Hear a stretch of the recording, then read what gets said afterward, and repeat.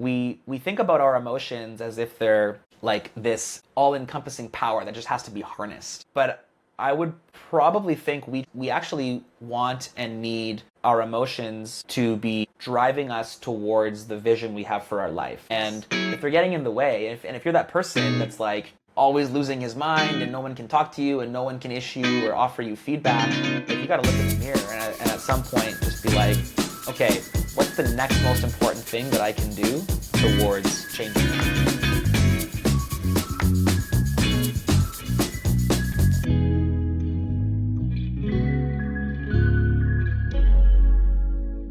Welcome to Live with Bitcoin, where we delve into the human side of Bitcoin by focusing on Bitcoiners' personal transformations and life stories.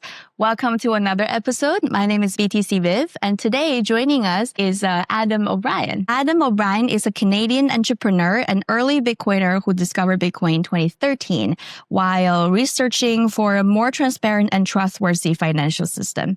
He's the founder and CEO of Bitcoin Well, a company focused on making Bitcoin more accessible and helping people move towards financial independence through self-custody and personal responsibility. Beyond his work in Bitcoin, Adam often speaks about faith, family, and long-term thinking, exploring how Bitcoin intersects with personal values, sovereignty, and generational responsibility.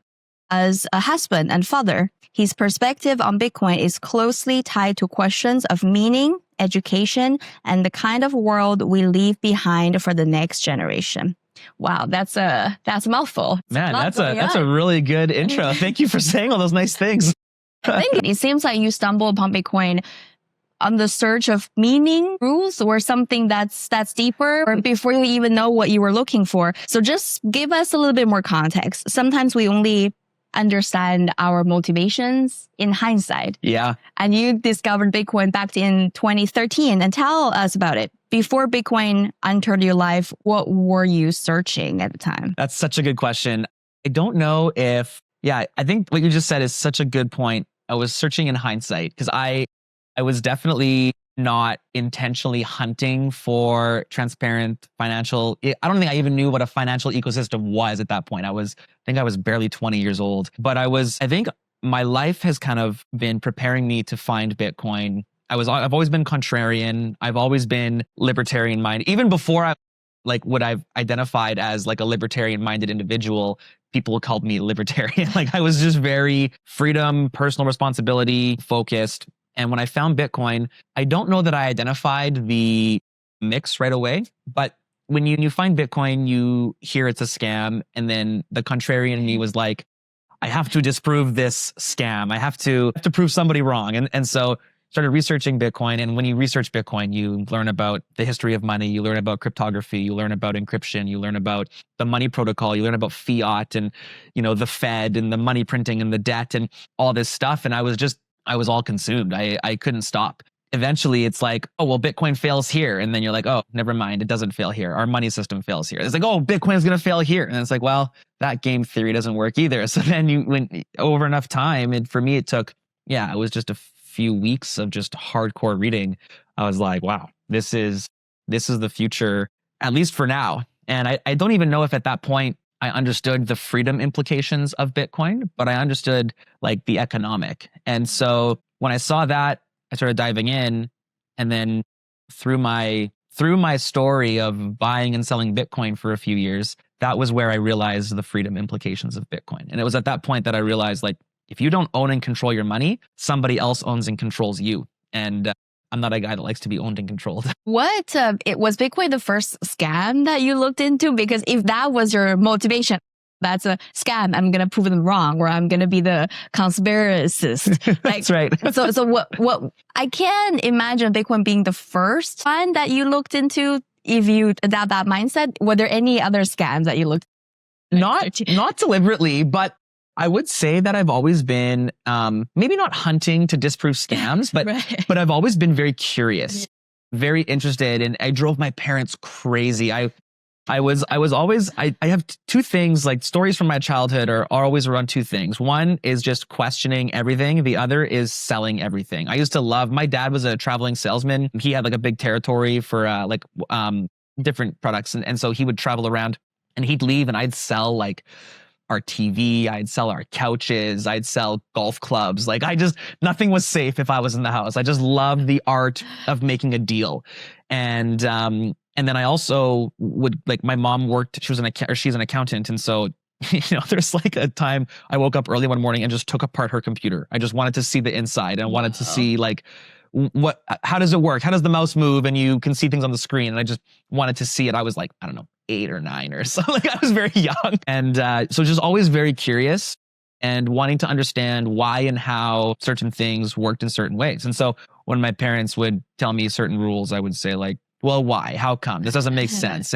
And my mom will remember, like, when I was 9, 10 years old, I would, like, my logic center was hitting a certain point. She'd be like, I actually don't know. Like, this is a great question and I have to do more. I have to think harder. And so I think it was that mindset that drove me to wanting to identify what Bitcoin was, why it was being touted as, this cypherpunk future. I don't even know what a cypherpunk was at that point. I was so green. I was so fresh, growing up in the prairies in Alberta. It was like, oil, farm, and hockey. Those were like, that's the culture in Alberta. It wasn't like cypherpunk, tech, liberty, and all these incredible things that Bitcoin offers. And so it was just such a brand new world. I'm just so naturally curious and just, was just diving into it. Or what made you wanting to look into Bitcoin? Because for a curious person, like, were you already a tech savvy person looking into a lot of technology? Because for someone who's also curious, then they may not be looking into Bitcoin. Yeah, I've always been pretty technically literate. I was not and I am not a programmer, or like, I'm not a developer by any means. I had to learn a lot. When I found Bitcoin, there's no like hot wallet. There was no simple to use Bitkey or Blockstream Jade or anything like this. Like, it was very much like run a Bitcoin node. I had to learn how to use the command line for the first time. I was like brand new to all this stuff. It was and lucky for me, like, Bitcoin's got this funny way of naturally aligned incentives. So at the time, there was Bitcoin Talk Forum at the time, of course, but the IRC chats was where all the good conversation was happening. And so I had to learn how to access the IRC chats. And lucky I had a buddy that kind of walked me through that. I met a buddy at like a local Bitcoin event. There was like 5 of us in this little event, and him and I got along great. And so he kind of took me under his wing and walked me through. He showed me how to make a paper wallet. Right. He showed me how to roll dice to roll a seed, like, taught me about how to even print a wallet securely. Like, we bought an old printer and it never touched the internet, and bought an old computer. Like, it was awesome. We taught me about PGP. And so it was like a really cool, I felt like for the first time, I was just learning, not, and wasn't forced to take a test after, wasn't forced to like sit in a, read this boring textbook. It was just natural. It just felt normal. It felt good. And so, I think it was more out of my curious nature. And then honestly, the dopamine of learning about new technology has always been amazing. And so, Well, I guess not everybody get dopamine from that way.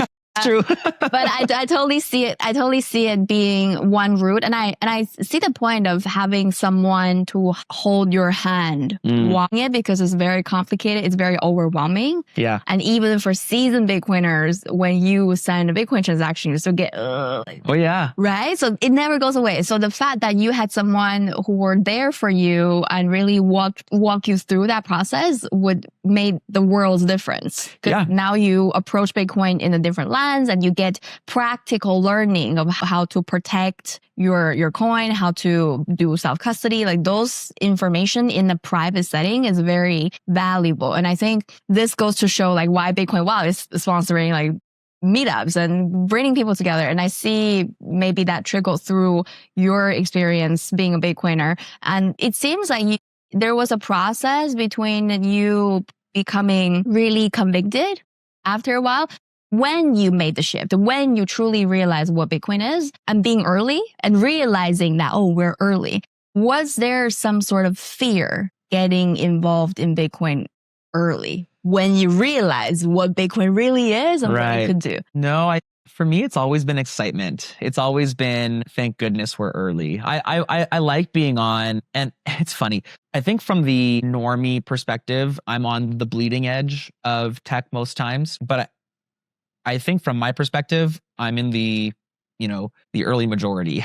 is how it feels to me. I never feel like I'm bleeding edge, but I think in terms of the macro, I probably am. But it really excites me being able to look at a technology. And now that I've matured and I've learned more about how the world works, and I have this this like repertoire of, I don't know, success or I'd say just experience broadly, I think I have a better ability to see technology and then understand how it can actually change the world for the good and for the bad. And then also, I think more importantly, weed out the things that won't. And funny enough, the technology that actually changes the world is actually things that I think look more like historical technology, just, brought to modern times. And I think that's a really cool thing as well. So yeah, it's been a really fun journey to be able to look at Bitcoin for what it is, which is like, it's not a financial instrument. It's so much deeper, so much more than that. And really it's like it's a liberation tool. And I think that's that realization, the conviction, the evil forces that want to prevent that, they all look like obstacles to me. And I love obstacles. I love jumping over obstacles. I was going to ask you this question. When you realize the power of personal transformation, because on this show, we talk a lot about personal transformation. Yeah. When you realize the personal transformation, the personal transformational power of Bitcoin, did you catch yourself in a moment of being in fear of, this empowers me this much, now I need to go do something? Yeah. Great question. I don't know that Bitcoin itself has ever pushed me to a point of that, but Bitcoin, I would say, has laid a foundation to be in the constant pursuit of personal responsibility. And when you think about personal responsibility, like with your money is one thing, with your health is one thing, but with your soul, with your spirit, with your morality, this is where things get very interesting and deep and convicting. And that's not, I think Bitcoin is a likely catalyst to get to that spot, but it's not necessarily Bitcoin centered. I think it's much, much deeper, much more than Bitcoin. But definitely the journey of personal responsibility is an important one, and it's a deep one. And I worry that we as a society have lost all touch with personal responsibility. And it's very traumatizing to see a world, or to think about a world, where personal responsibility is outsourced. And I'm hopeful that Bitcoin will be a catalyst to that. But ultimately,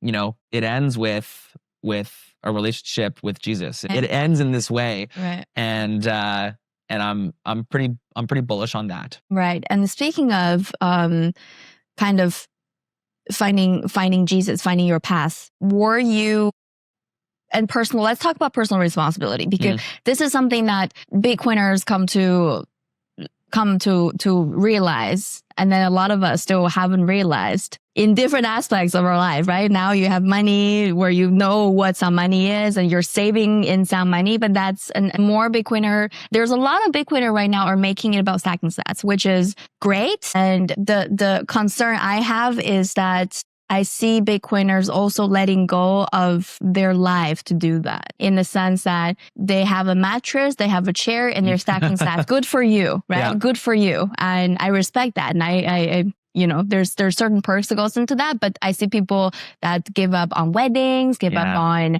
honeymoon, give up on summer camps for their kids, and they're sacrificing on these experiential things for themselves on the lifestyle to say that I'm able to stack sats. I'm building towards that generational wealth. And sometimes I ask myself, where is that balance, right? Yeah. Where is that trade-off?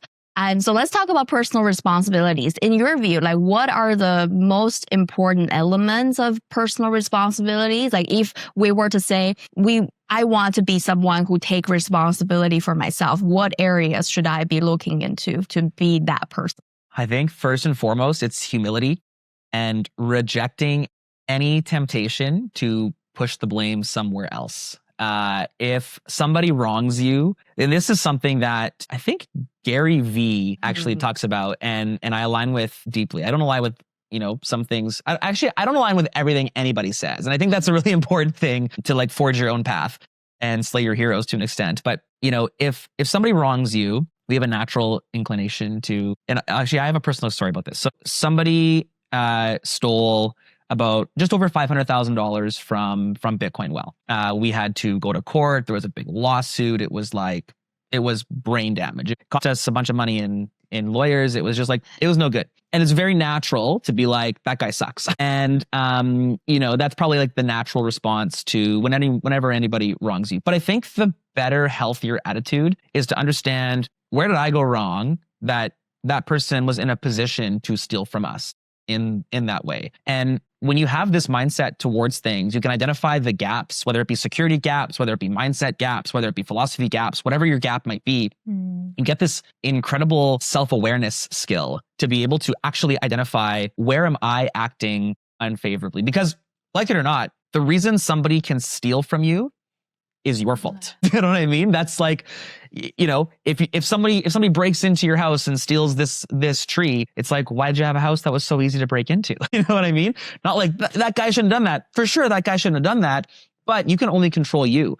And so what this does is it simultaneously, it takes power away from the persecutor, let's call them, and it brings power back to yourself. It's deeply empowering to think, I can solve all of my problems. And I'm talking, more on like the metaphysical, like not the spiritual, right? Spiritually, we're damned and we need help to do that. But like, just actually physically speaking, you can solve all of your problems. And sure, there might be some bad luck and bad circumstances and all this stuff, but how you respond to that is completely inside your control. And if you actually want to have a shot at being, having this personal responsibility and actually increasing personal responsibility, you look in yourself and you realize, where did I go wrong? What can I do better in the future? And then move towards that. And when you frame every problem in that mindset, then I swear you're going to have more opportunity for success and prosperity, because you're going to actually be focused on your power and not focused on, giving. Like, when you blame somebody else, you give them all the power, right? Oh, I'm just helpless. I couldn't have done anything differently, and I'm being robbed. I've been stolen. Like in our case, 2-year legal battle and all these legal fees and blah, blah, blah. And at the end, it worked out because we were able to like suppress the emotion. We were able to understand what was at stake. We stayed the course. We stayed humble, and we just went through it, and we won. And it's like, we got all the cash back. We got legal fees. We got interest. Like, we won. And that wouldn't have been the case if we were just playing the victim. And so when you get out of this victim mindset, and I think, by the way, the victim mindset that the world is very intentional. It's very easy to control people that are convinced they can't do anything, right? Oh, I outsource. Like, we've all been outsourcing our money for a century, but we've also been outsourcing our education for a century. We trust strangers to teach the next generation. And then we wonder why the next generation, and by the way, the strangers that teach the next generation, they're not like, that's not the pristine job. That's not like the highest salary. We don't have the upper echelon desiring to do that. And I think teachers are amazing and they think they work incredibly hard, but they've not been put in a position to succeed. And then same thing, we outsource our medicine, we outsource our health, we outsource our food. Like, we are walking through the world as outsourced machines. And when you look at that, flip that on its head, you take control of your money, you take control of your kids' education, you take control of your diet. You buy whole foods and not packaged foods. Like, every single thing that we outsource, we are giving power to somebody else. And that's a slow drip that's very dangerous. And I think that Bitcoin kind of wakes you up to that and then shows you that you can kind of take that power back. How do you think about the personal responsibility on the mental, spiritual side of things? Like, where right now you see people are not taking personal responsibility mentally, psychologically, or spiritually right now? Yeah, this is a hard one. Mentally especially, I have yet to find a problem personally that I couldn't just brute force through habit. I don't drink alcohol. I don't take substance. I drink caffeine through the form of coffee and green tea, and I probably eat too much sugar. But other than that, I'm like substance free. And that hasn't always been this way. I have an extremist, high energy, addictive personality. And so, when I participate in substance or gambling or any type of like dopamine activities, it is like, whoa, it's hardcore. And so, running through that track though, I kind of realized that, and then, take the responsibility to stop that. And I think it comes from having personal responsibility for the purpose of having an external responsibility, meaning like, I can't be a good husband if I'm chasing dopamine hits. I can't be a good father. I can't be a good businessman. I can't be a good boss. I can't be a good son. Like, and when you start to actually want to be whatever, a good leader, a good father, a good husband, a good friend, a good son, a good nephew. When you actually want to be those things, then it's just very easy to make decisions. But you need to actually want to be those things. And I think that we have this world of apathy that just doesn't really care. Help me understand here, because I totally agree, but there's so many people, they would say the same thing. Oh, I want to be good, right? Mhm. Like I want to do the right thing. Yeah. That's most of us would do. Yeah. We would want to do, right? And then we say we want to do our best in family setting. We want to do our best in a professional setting. We want to be the best daughter, son, husband, father, mom that we ever want to be. But they don't go there anyways. Yeah. Like they break people's heart anyways, and then they slack off anyways, or don't take care of their children the way they do anyways. Like where is that gap coming from?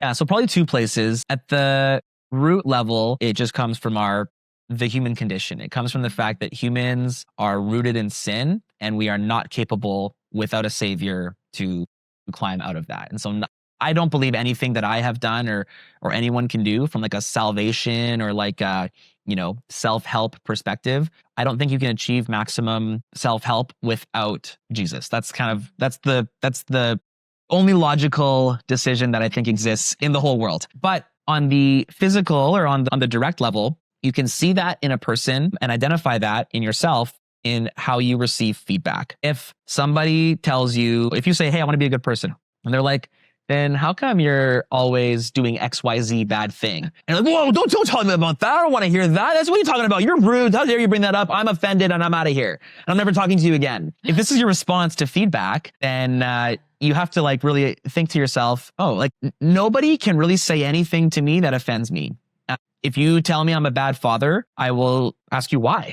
I want this insight. Where's my blind spot? Like I'm deeply interested in learning why anyone would perceive me to be a bad father. I want to be a good father. And if you think I'm not, please tell me why. I'm starving for this feedback. If you say if my wife were to come up to me and say, hey, I don't feel loved, I wouldn't be like, how dare you say that? I do this, I do this, I do this, I do this. I'd be like, okay, let's fix this. Like my job is to make you feel loved. How do I fix this better? It's not some personal attack on me. It's like if anybody in your life loves you so much to give you direct insight, direct data into how you can improve, take it and understand that, you can take that data in without any emotion and then analyze it and just be like, do I agree or disagree? And it just becomes easy. Of course, but you have to understand this is easier said than done. Oh, yeah. So my next question is, have you always been like this? No. Do you feel like you have just this lucky gene that you don't take anything hard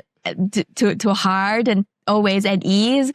Or it's a really learned behavior? Learned behavior. It's learned behavior. It's difficult. It's a muscle you have to, and again, the single greatest thing that has helped me here is reading the Bible and understanding prayer, relationship with Jesus. Like, and if you read the Bible, we're shown these examples. We're shown this stuff. And so the prayer, I went through a season of praying a prayer of change desire. Don't help me through situations. Change my desires so that I can adapt to situations. And that's such a different, and like, I think it worked. Praise God.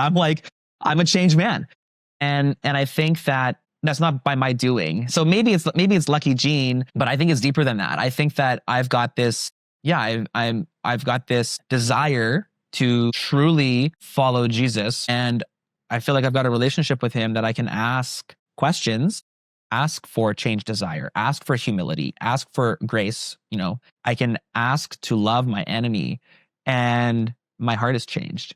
That's where I think things get really fascinating is we think about our emotions as if they're like this all-encompassing power that just has to be harnessed. But I would probably think we actually want and need our emotions to be driving us towards the vision we have for our life. And if they're getting in the way, if you're that person that's like always losing his mind and no one can talk to you and no one can issue or offer you feedback, like you got to look in the mirror and at some point just be like, okay, what's the next most important thing that I can do towards changing that? And maybe it's just you go through a whole week and you write down every time you lost your temper externally. And then for the next week, you just attempt to don't lose your temper, right? You can feel all the bad feelings, but just don't give in to them. And then the week after that, you think, okay, I want to cut the amount of times I feel bad in half. And then over the course of a month or a year or a decade, like you're just gonna have different thoughts, different feelings. See, that's an important switch right there to the point that you're asking for a change of desire. You're asking for help. You're asking for strength and whatever to help you with the situation, right? And then I think this is where most people are still stuck, is that we don't want change. Yeah. Right? We don't want to change. And that's the personal responsibility come into play, because if I admit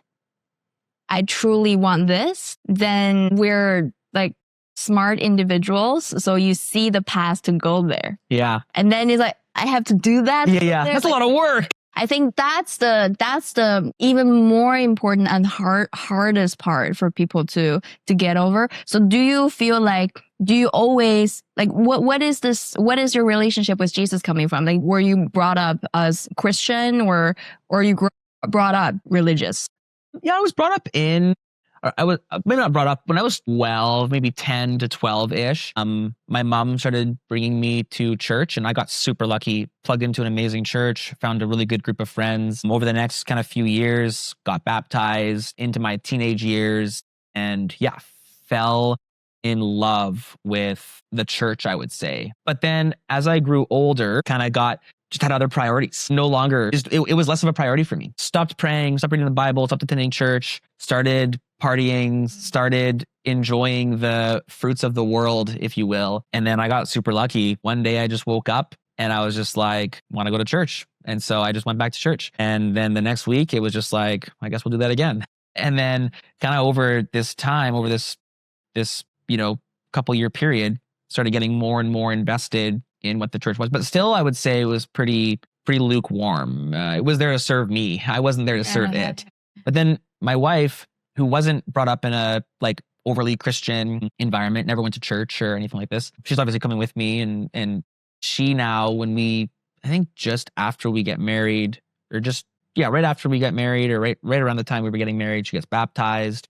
She gives her life to Christ, and same thing. Her and I are kind of at the early stage of our relationship. But then it was really through COVID, my wife started really diving into the Bible, really understanding like what is all of this? Why are we like this? So, why is the government just capable and able and willing to shut everyone down and keep everyone away? And like, so she starts diving in, and then so she starts this kind of deeper journey into the Bible and stuff. And I'm quasi interested, but I'm also kind of like, yeah, it's great. Like high level, surface level. And then I start researching for a talk that I was giving called Time Preference when Orange Pilling Your Friends. And the thesis on the talk was basically like, look, you don't need to orange pill your friend in 1 hour or one dinner. You need to just give them the data and then slowly nurture them and live your life. Exactly. And like when they ask questions, you got to be there. You got to be humble. And I'm like prepping and writing this talk, and I'm like, man, this sounds a lot like when you're trying to tell someone about Jesus. Like this sounds a lot like the journey to Christianity. And so I was like, so my wife is diving in to the Bible. I'm starting to see this like kind of connection between orange pilling someone and like Jesus pilling someone. And I'm like, I wonder if there is more to that. And so I started diving in a little bit more to the relationship between money and the Bible, and then how Bitcoin principles and Jesus's teachings might align. And it was like, in the Matrix, when he like wakes up, he's like, I know Kung Fu.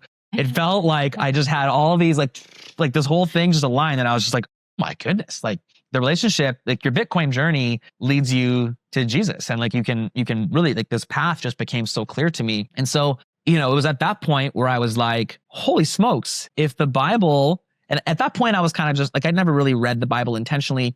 I was kind of just thinking to myself, it's there. It's a good book. We should probably read it when we're feeling sad or scared, or if we need a little bit of like encouragement, you just open it up. But it's there when we need it, but it's not. And then I started really intentionally reading it, and I was like, whoa, it says this about money. It says this about government. It says this about I was shocked to hear that God's original vision for the world was with no king, it was decentralized. And, when you think about the story of Jesus, how he comes and then he decentralizes it. He says hey, you guys go and spread and make disciples of all nations. And, there's like this historical element to the Bible that I hadn't considered before. And it all got so interesting and so fascinating. And then, if the history of the Bible looks accurate, then what about the spiritual side of the Bible? And it was at that point where the prayer of change desire and, God opened my eyes, show me what you've got. And that's kind of how I ended up there. Wow. So, and you've been in Bitcoin since 2013. So that's been a long time. And it seems like and your personal journey with Bitcoin coincide with your journey of basically growing up, becoming an adult and having relationships, becoming father, homeschool, and starting a company. Like there's this life path just completely changed because of it. But it seems like you as a person were already quite aligned with a lot of the Bitcoin ethos on your own journey. So I'm interested in learning in this period, like 13 years almost, how have you changed? Like what did you have to do to become this version of you that really felt uncomfortable? Yeah, certainly there's been periods of time where just not jumping into my emotional response. And that was the biggest transition, I think, was being able to identify the emotional response against the logical response, and then understand that both are probably not correct, and finding the balance based on my end goal, based on my mission. And so I think the hardest thing was and is, and I should preface this with I'm generally an optimist. I rarely I'm the guy. I'm thankful that guy stole money from us because it showed me a gap in how we create partnerships that we can fix in the future. I'm just naturally optimistic. And so I probably have, there are a large group of people that would probably be like, that sucks, poor you. And I'm I'm just thankful it wasn't $5 million. It was only, it was 500, not only 500K, but it wasn't more. It didn't cripple us. We were able to survive and we got through it and no problem. Right. So I just generally have that happy-go-lucky optimism, I suppose. And so I don't feel like I can't unfortunately draw into any really tumultuous period, except for, in hindsight, the period before diving into, I feel like my path, diving into Jesus. I feel like my path is clearer. My mission is clearer. I'm having more fun at work. I feel like I'm doing more so than ever. I feel like all of my efforts are converging into what Adam was created to do. And the journey to get here was effectively just one of constant evaluation against myself, which is not always pleasant, right? Getting, I sit here and I'm just make sure you take feedback. But I didn't used to take feedback very good. I used to be the defensive one that was no, you're wrong. I'm doing things better. And realizing that, actually, another good book that I read was Never Split the Difference. If you read that book by Chris Voss, it's he looks at all conversations as just data. And when you can identify if you get all the data and then you get to identify which data you want to use based on your missions and on your purpose for life, then I think you win. And so I don't know if that was necessarily a painful journey, but certainly reconciling the problems I've had in the past was not super easy. But yeah, I think looking at life as a journey. And as each day is, you have, at the end of the day, whether you like it or not, you're going to be better or worse than you were yesterday. And if you're just constantly pursuing, just getting a little bit better every single day, then that compounds like crazy. Right, right. And there's two concepts in spirituality and Bitcoin that seem to have a little bit of a trade-off or contradiction. In Bitcoin, we talk about sovereignty. We talk about take responsibility to be sovereign, becoming sovereign individual. That's the whole narrative. Yeah. And then in spirituality, you have surrender. Yeah. You have letting go. And you have losing yourself in the act of service and being ego death and community and service, all these things. How do you see the connection or the difference between being sovereign as a Bitcoiner and being a surrenderer to God? Totally. This is such a good question. So when you start your Bitcoin journey, it almost always starts for fiat gains, right? You find Bitcoin because number go up and you want your number to go up. And so you buy Bitcoin. And then you research Bitcoin because now you're financially invested and you realize there's more to money than just number go up. It's mostly about freedom, actually. And then in that journey, I'll give you a personal example again. I put away one Bitcoin in 2017 and I said, when this Bitcoin can buy me a McLaren 720S, I'm going to get it. Like when one Bitcoin is about 400K, this is my Bitcoin for that car. That same, it's one UTXO in a cold card, like locked away, Clean and square. but that is now for my grandkids. I don't want a McLaren anymore. I don't care for one. I think that mindset, it's like you get into something, and when you get into Bitcoin, you do want that, and then so your Bitcoin journey, then it ends up on sovereignty, and sovereignty is all you like, the McLaren. Everyone's got their McLaren, right? Maybe it's a house, maybe it's a vacation, maybe it's a car, maybe it's whatever, maybe it's a painting. I don't know, but everyone's got their McLaren that they're saving for. And then you realize, like through your Bitcoin journey, that McLaren doesn't really matter. I'm not that interested in a McLaren anymore. And so then you're all about personal freedom, personal responsibility. And this, I think, is where it gets interesting. And if your journey, brings you to the Bible, you start to understand that God actually wants you to be liberated. There's a whole history of God liberating slaves, of God liberating oppressed people from a tyrannical government. That's like, I think that's the entire Old Testament. It's like the history of the Old Testament is literally just that. It's like humans gain power, humans enslave this subclass of society, and then God intervenes and like breaks the chains. And then we just repeat. It's just this story of constant liberation of slavery. And I think that our money system is a form of slavery. And so you can kind of see this example in the Bible. And then you understand that there's something greater than you on the earth. And your hunt for sovereignty turns into just a biblical version of yourself. And you understand that being sovereign from humans is a lot different than being sovereign from your creator, from your God. And the surrender to God is actually only like the only thing that matters. And, if I felt like we see throughout the Bible, God asking difficult things, we also see him. I love this quote. God doesn't call the equipped, he equips the called. And I love that, and I don't know where I land on this. I would like to think that if God called me to like start from zero, I'd like to think that I would. I have no idea. I don't feel that calling, thankfully, yet. But like your relationship needs to get like to the spot where, because the lowest time preference, which is what we learn in Bitcoin, you learn about low time preference. You learn about, you don't want the McLaren, you want your great granddaughter to have a good life. Like this is the trade-off that you kind of make. But the lowest time preference is not really physical assets on earth. It's glory in heaven. And so, yeah, as your time preference gets lower and lower and lower, and you suppress these like high time preference earthly desires, you naturally end up in a state of surrender. Because last time I checked, I have no influence in heaven. Only God does.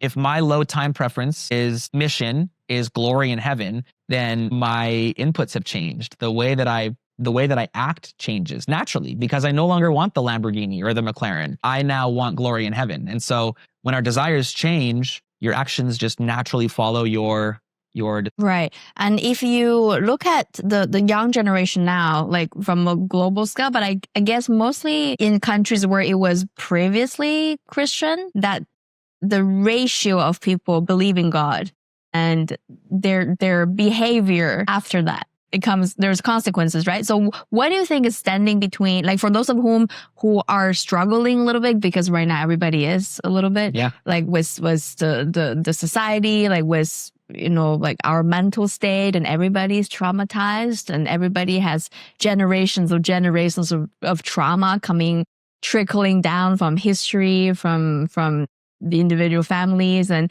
everybody carry all these wounds already within them, and we can all benefit from God's teaching. So what's standing between individuals finding their relationship to God? Probably humility, which is probably why Bitcoin leads you to Jesus, is because we grow up being told that humans are the apex. So we're the we're the top of the food chain. We're the only ones that were smart enough to be able to communicate with our voice boxes. We're the only ones that figured out the Industrial Revolution. We're the only ones that can build buildings. We're the only ones that have evolved.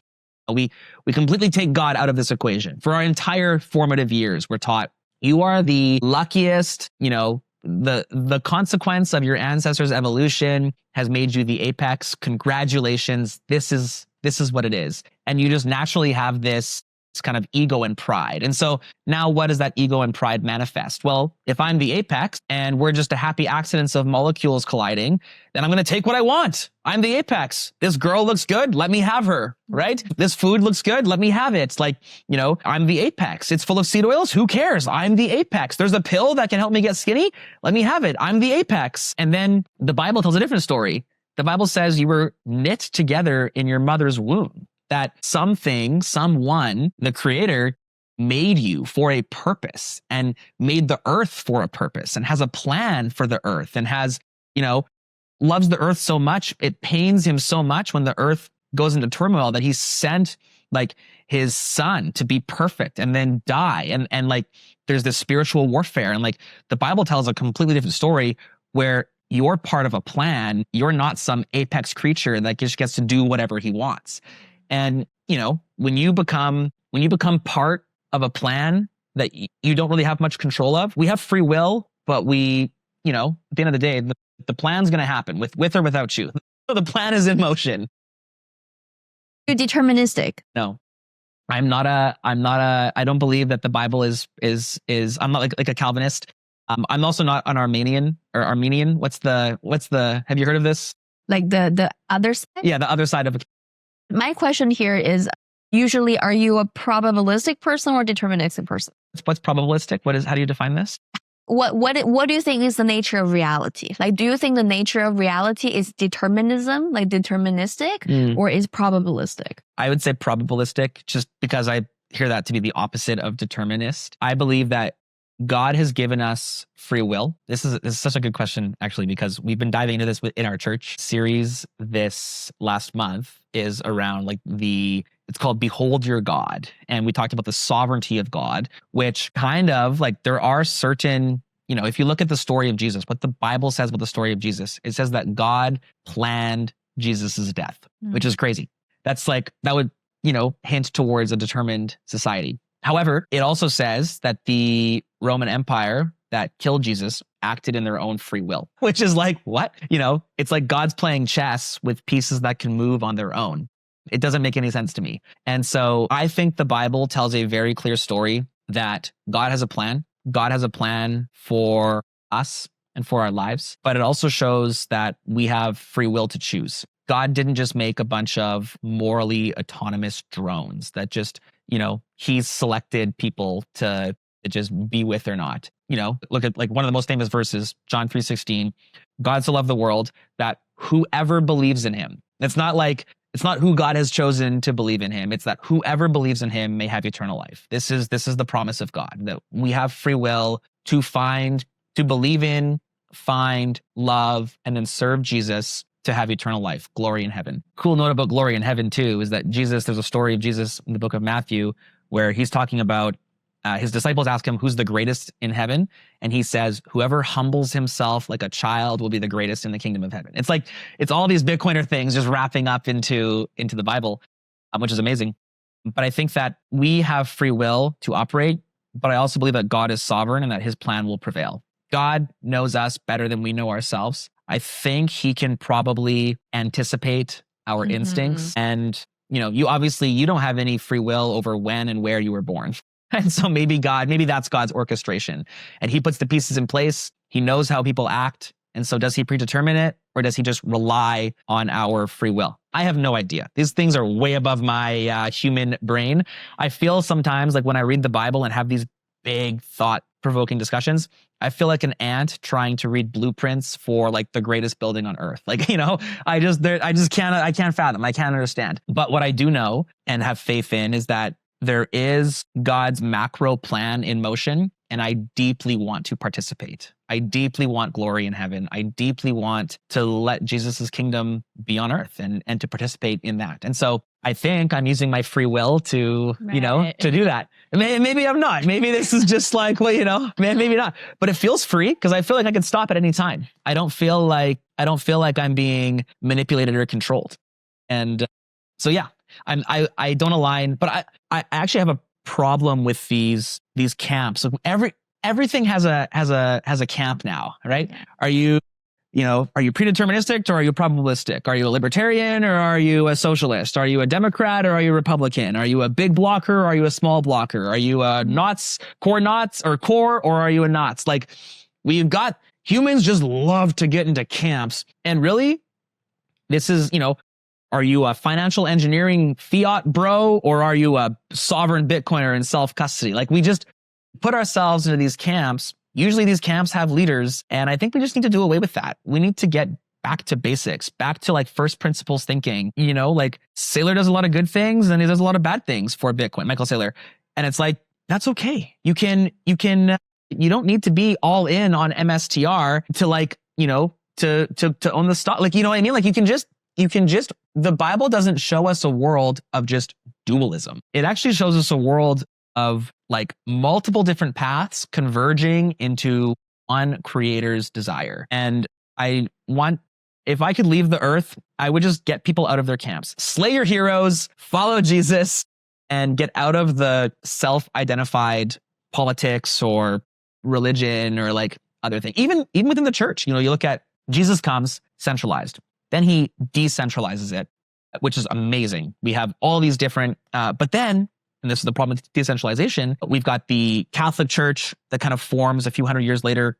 And then we've got this Protestants protesting what the Catholic Church was doing. So we have the split. And now you're a Catholic or a Protestant. You're no longer a follower of Jesus. You're a Catholic or you're a Protestant. Yeah. And you're getting this camp. And now the Protestants are unhappy with each other. So now we've split there too. And now you've got these different denominations. And these denominations have happened a bunch of different times. And it's just like, come on. Like, are we arguing about Catholic or Protestantism? Or are we arguing about like, what does the Bible say and how does Jesus look? And I think that we just got to get back to those basics. If you think about it, it's about the teaching itself. It's about the wisdom. It's not about who said what, when, how, like it's not about who is fighting who. It's about the word being said. Are they wise? Can you learn something from it? And that's the most important thing. And I have a slightly kind of different experience with God, I guess. My path to spirituality and this relationship came from, was a Bitcoiner actually. We had this discussion and I brought up in a atheist society. I brought up from an atheist family. Like I was always into spiritual things without pointing fingers at it. I was always into psychology, human minds and all, which kind of led me to Bitcoin in a way. And then I had this conversation with a Bitcoiner and he was talking about this peer-to-peer relationship with God. And then it got stuck with me somehow. I was like peer-to-peer relationship with God. I was just contemplating that word and going through my life challenges, right? And then I was like, okay. And then I started to think about it in the back of my mind. And then I start to have experiences just that are random. I would have random conversations and they would say things to me that you can tell they're really, really genuine. They're really, really genuine. And then they would be like, Jesus loves you. Whoa. Like, God loves you. And they would be like, they would show up as messengers and give me food for thoughts. And then I started to develop this relationship because I didn't grow up with Jesus teaching. Like I'm not literal in that sense, in a religious sense. So I just going through my life and basically have an open heart, wanting to learn because I was lost. And then last summer, I had this experience where I was just by the beach and I was sitting on the bench and having a moment and not in a good mood, but I was just whatever. And then this random guy came over and sat on the same bench with some distance and started to eat his sandwich with no words been spoken and all. And then I just felt this whatever and I started crying. Whoa. I just started crying on the bench and then I started like the tears trickled down and then like 2 minutes later, I couldn't contain and I was like starting to make sounds. And then he was just sitting there eating his sandwich, just sat there, right? And like no contact or anything, no words. And then when he was finally done, he looked at me and he said, Jesus loves you. And then he walked away. Wow, that was it. Like no name, no nothing. And he walked away and he was a little bit limping. And then I was like, what? And then I was looking at him walking away. And as he was walking far enough, for 1 second, he was almost stopping to limp. Like he was like walking as normal. Wow. And 2 days before that, another incident, different location by myself by the beach on the bench. And there's this guy walked past me. It was like this seawall. So they're walking, and he was looking at me when he was approaching me, and our eyes crossed. He slowed down as he was walking, and we were just looking at each other. And then he walked, and he finally, just before walking away, he stopped and he sat down next to me. On the seawall? Yeah. Okay. And he sat down next to me, and then he said, I'm sorry you have to go through this. He basically sat down next to me and prayed for me. He was like, can I pray for you? And then I said, okay. And then he prayed for me. Next to me had like a 1 minute long prayer for my health, for my mood and everything. I wish you a great life. Goodbye. And then he walked away. This is 2 days before the stranger on the bench. Holy smokes. What a week. So I have some of these experiences, like random conversations. And then I learned to develop this relationship with God where if I don't pray often. And when I pray, I'm usually in deep shit. Like I feel like I'm deep shit, and then like I need to pray. Yeah. And I always have one prayer, just one, and I would always say thank you. I would only say thank you because I know I'm personally deterministic, and I think there's a reason I'm here. And my faith in this is that everything happens for a reason, for the better. And if I can't see it yet, that's fine.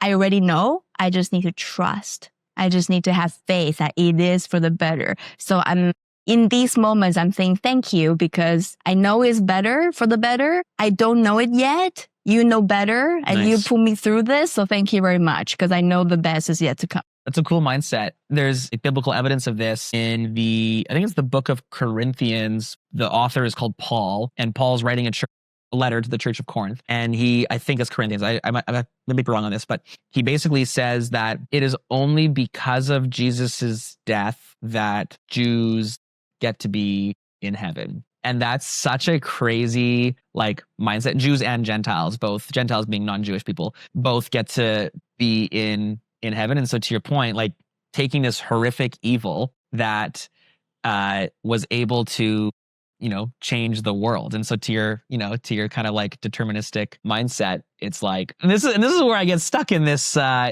determinist versus free will piece is we're told there's biblical evidence that God will use all things for his glory and our good. And that's a really important, deep faith and trust that you need to have to, say thank you. It's it's challenging to do. What to act after that, right? We always have to, I think the biggest difference that I had after being in contact with God and having this relationship is really having the higher self stepping in way more. Is really having embodied the God consciousness. What would Jesus do? What would the God do in this situation? And then you remove yourself, right? To the point that it's God acts through. Yeah.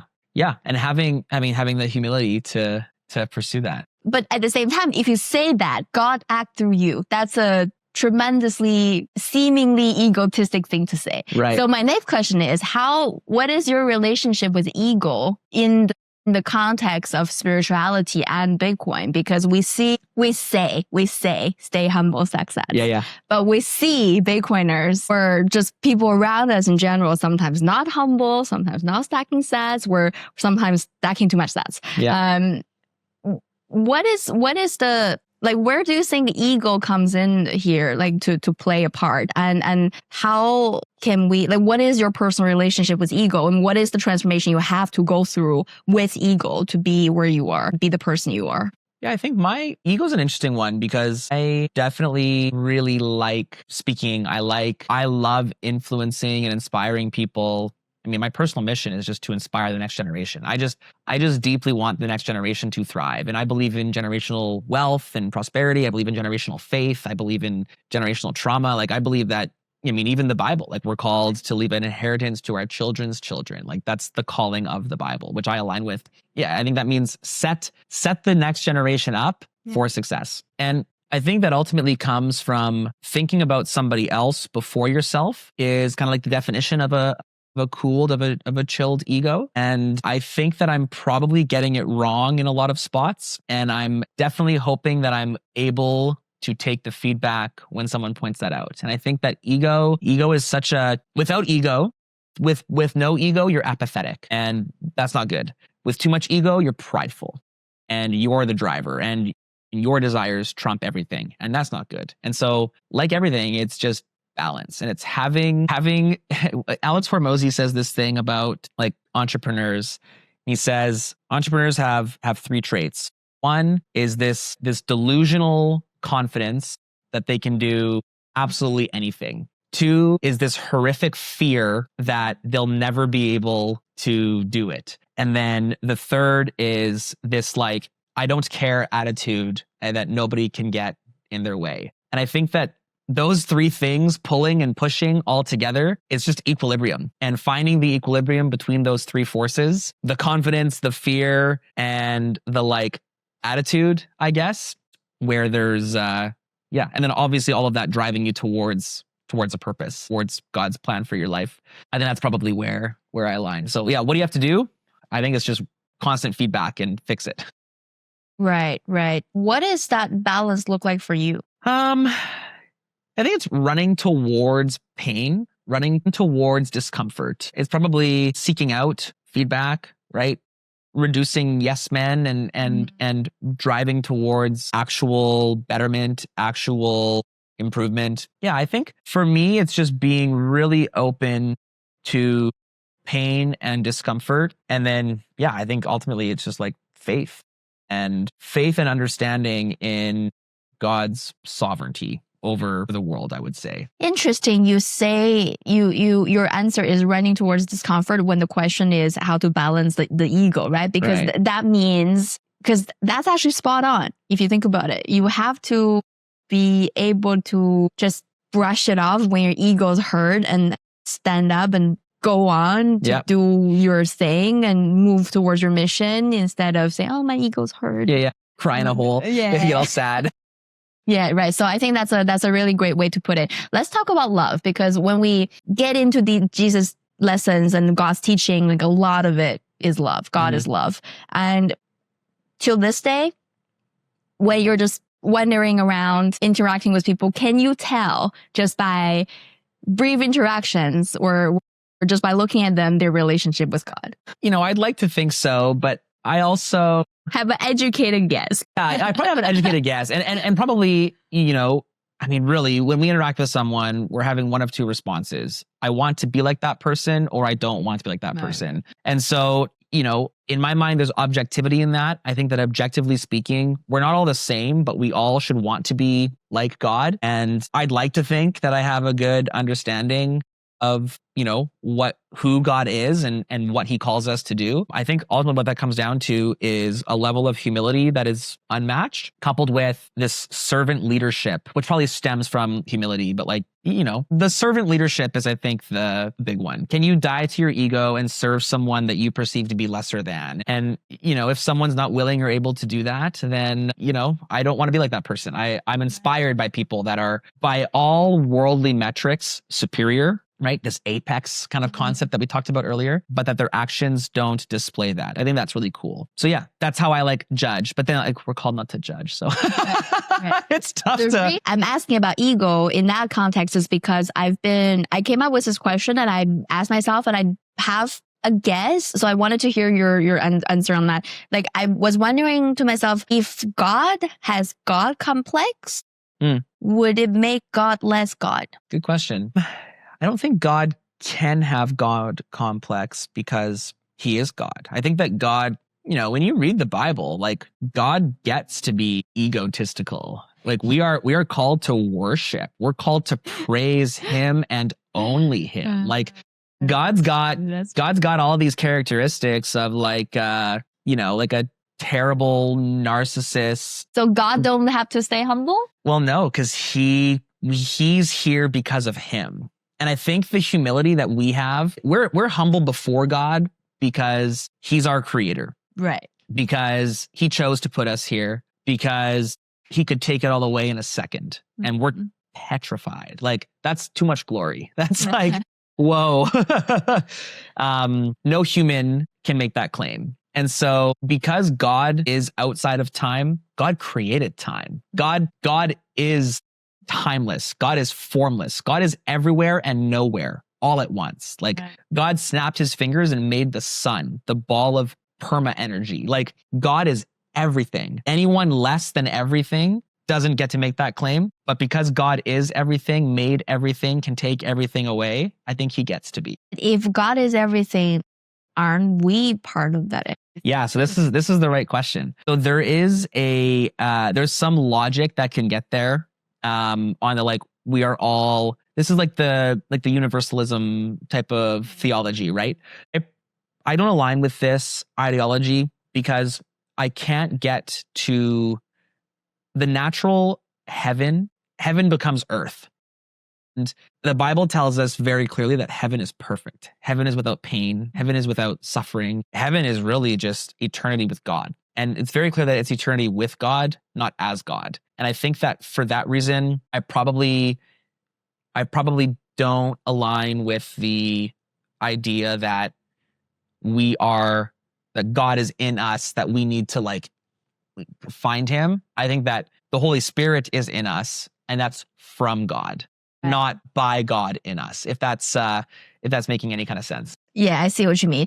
Speaking of love, God being love, if we were to tell you, where do you find the difference of decisions where it comes from love or where it comes from fear? I mean, is there a difference? Both those are just emotions that, of course, that I think fear comes out of the idea of losing something. Love comes out of the desire of building someone else up. And so it just probably depends on your motive. I think that that's actually a really interesting thought to dive down, is like, and really only you get to kind of decide that. Like, you can arguably give your wife the best possible life on paper and it be wrong because you only did that to be able to say that you did that, or because she'll give you what you want, right? Like, are you willing and able to love someone so much and ask for nothing in return is really what the deepest form of acting out of love would be. And I think that we'd all like to say yes, but like, test it. Like, just be self-aware and test it. Can your wife just be miserable and not do anything, and you guys don't have intimate time and like none of this stuff, and you still want to serve her? Can this happen for a day, for a week, for a month, for a year, for a decade? And the funny thing is, if you are just relentlessly trying to serve your spouse, they will just want to serve you back. Like, we get what we want by serving the other, but only if it's genuine. And, I would argue that your servant leadership stops when you start asking for something in return. Right. And how has kind of spirituality or Bitcoin have impacted your relationship? Because you've really matured in that process, right? You've become a husband, you've become a father, and how have these kind of ethos that made you adapt certain behaviors or values in your relationship that you probably wouldn't have? Yeah, I think it's low time preference and humility. And actually, like, pragmatically, my wife and I, about a year ago, maybe a little bit longer, actually, longer, maybe a year and a half ago now, we sat down. So we've been running a system called Traction at work at Bitcoin Well, and we run it at Get Based also. And it's basically this concept of like having this insane 10-year BHAG and then just working backwards from that. And it's going so well at work, at the companies, that I was kind of just like, we should do this at home too. So my wife and I sat down very intentionally. We said, okay, our oldest was about 7. And we were kind of like, all right, 10 years from now, like, he's adult, right? What does our life need to look like for us to be considered, for us to be like, we did it. Like, we're happy with where we ended up. And it was like, us and the kids are in love with the Lord. That's first and foremost. Her and I have a tremendous relationship. The kids all have the idea and the understanding of, what a healthy relationship looks like. We're stewarding God's resources appropriately.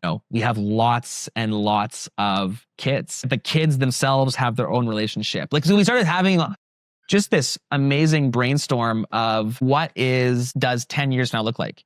And they're like, okay, if that's true in 10 years, what has to happen in 3 years for us to be on track? And what about this year? And then what about right now? And since doing that single, very intentional, and you'll learn that you and your wife or you and your husband, you're probably wanting different things, and you get to come together to now have one single family mission. And now when her and I make decisions, it's just like, how does this help? How does this hurt? Right? There's the 10-year vision. There's the goal. Are we closer or further away? Then my question here is about commitment, because right now, there's a lot of Bitcoiners maturing and going to the season of, okay, now I have some money. Yeah. And good for you, right? Yeah. Good for you. And now what, right? And they're thinking about building a family, and then they're thinking about starting or maintaining their long-term relationship and doing something with it. And what you said was deeply touching and was really reassuring from a female's perspective, because I know that girls are like this, right? If they're treated nicely, if they're treated fairly, and they're loved and nurtured, then they have a lot of emotional energy and nurturing energy for their spouse, for their kids, because they're that motherly from instinct, right?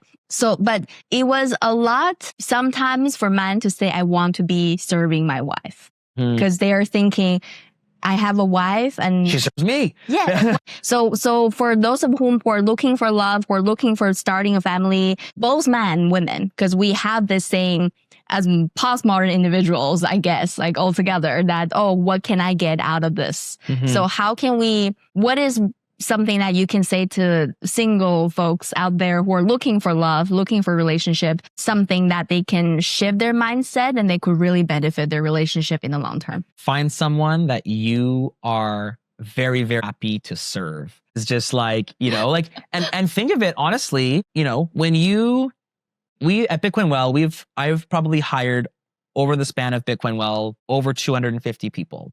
And we have a much smaller team than that, but the rotating door and the upswings and downswings and all this craziness. And I love the interviews where I'm interviewing them. What can you give to me? But they're also interviewing me, right? Yeah. How is the company? What is the pay going to be? Is there incentive? Is there work-life? We don't have any work-life balance, but it's do I get vacation? What is the culture like? What is the leadership style like? And I think that we should approach our relationships the same way. I am simultaneously asking the team member, what can you give me? And I'm showcasing what I can give to you. And that's actually how we start all of our job descriptions is here's what Bitcoin Well can offer you. Now, here's what we need from you. And I think if we approach relationships the same way, hey, beautiful lady, here's what I can offer you, right? I'm not perfect, right? And that's at Bitcoin Well. We're not going to pay the highest salary. We can't afford it. We're not going to fly you all over the world to go to every single Bitcoin conference. We can't afford it, but we're going to change the world. Yeah. We're going to enable independence. We're going to pursue the Bitcoin standard relentlessly.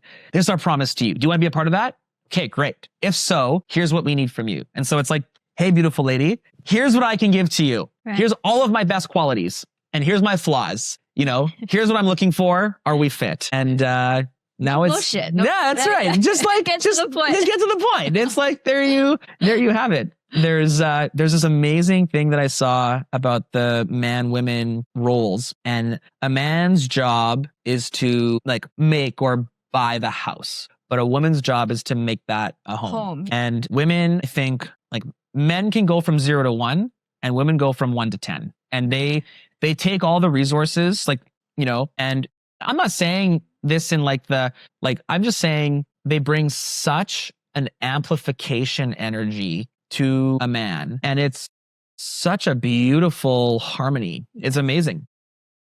It's both ways.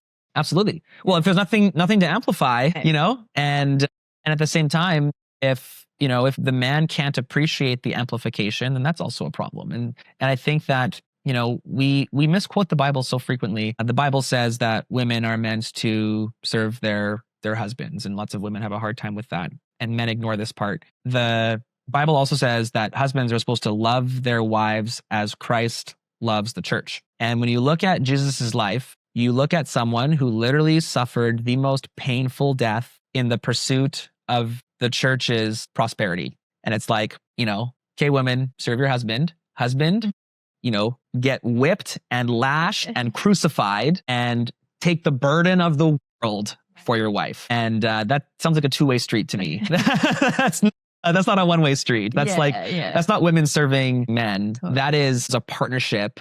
It is partnership. Yes, going towards Jesus. And I think that's cool. I think this is great because number one thing, people need to understand that it is a partnership. It's not necessarily about infatuation or passion or all these jazz, right? Yeah. Like marrying for love is such a modern nonsense concept. But you need love. You definitely need love as a foundation. And you would say, as a man, you just go out there and say, these are what I can offer to you. And that is a lot. Because that is a personal responsibility. Right. In this world, right? Yeah. As it's personal responsibility. You have to take the responsibility to improve yourself to the point that you have the foundation and then the confidence to say something like, this is me. This is what I'm looking for. No bullshit. And it takes a lot of honesty and humility to be minimum bullshit. Yeah, big time. For real. Well, because we all are worse than we want to be, and we all want to show someone a better version of ourselves. We're worried that no one will take us at face value. And so we lie about who we are. Right. We lie about the face value. And then we're surprised that when someone figures out the face value that, they leave. Yeah, totally. And we didn't have time to delve into the homeschooling part, but I have to do it again. We'll have to do it again. But I can totally see how the idea of personal responsibility and love and warm relationships, it's something that's deeply fundamental to you. And I'm sure it's gonna trickle down to your education, to your family, generations of principles, I guess, is in the making. So we'll have to definitely do this again. So we'll dive into more on the education and homeschooling side. And I'm interested in learning more about the practicality and the day-to-day because it's such a myth.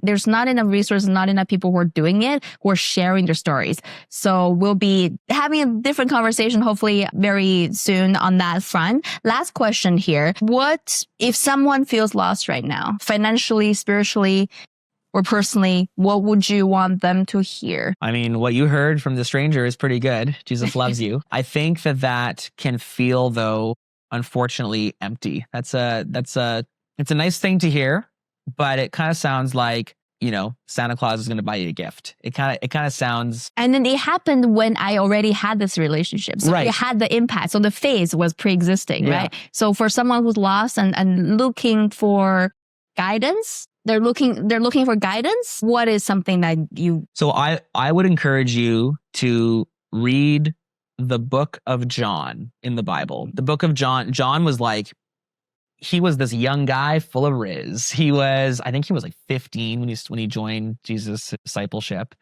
He's super charismatic. He's this young alpha male. And when you read the story of Jesus through that perspective, you just cannot help but it's going to light you on fire, and it's going to you just want to learn and learn more. And so I would read that book like a book. Don't read it. Don't piecemeal it. Don't just I cherry picked verses today. Don't just do that. Read it from start to finish. Read it as if John is writing you a story about a man that came to save the world, and then just get on your knees and pray for guidance. I mean, that sounds like a weekend job. Monday morning, you should be good. You should at least have the next step towards. And if you don't know what to say, just say thank you. That's it. Yeah. All right. Thank you so much, Adam, for joining me. It's a really pleasant conversation. I love diving into these topics and always appreciate guests who are willing to talk about God. And I hope this happens again. I'm really happy to have you and have this opportunity to meet you and learn more about your principles. And I've learned a whole bunch, and I'm sure our audience have too. Thanks so much for joining us. And thank you so much for tuning in to this episode of Live with Bitcoin. And thanks so much for having me. Cheers. I'm BTCviv, and we'll see you in the next one.